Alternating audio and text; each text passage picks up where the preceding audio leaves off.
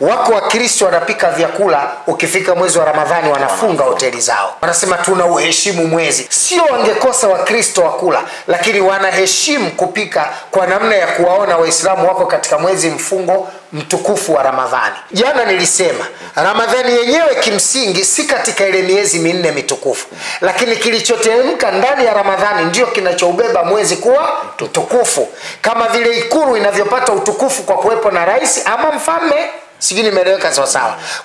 Kwa mantiki hii sasa ni kwamba kipindi cha mwezi wa Ramadhani kina sharafu yake, kina utukufu wa kipekee katika sura za kijamii za watu.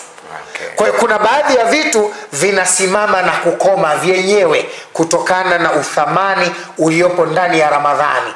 Kwa sababu kama tutakavyoeleza mbele, Ramadhani ni makumi matatu. 10 la kwanza ni maghfira, ni rahma, 10 la pili la maghfira, na 10 la tatu la itqu minan nar.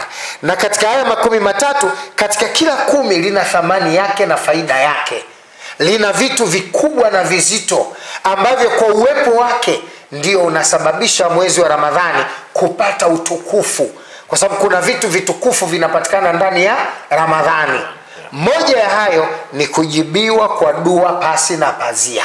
Yaani kama kuna muda mwanadamu ana dhiki na shida, awe Mkristo awe Muislamu, akitumia kumbembeleza Mungu shida zake ndani ya mwezi huu kwa lugha yoyote pasi na kuchanganya ule upweke wa Mwenyezi Mungu, basi lazima ufanikiwe.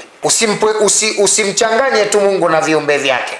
Yaani muombe Mwenyezi Mungu kwa upweke wake. Utakutana na maajabu makubwa katika kipindi cha mwezi wa Ramadhani.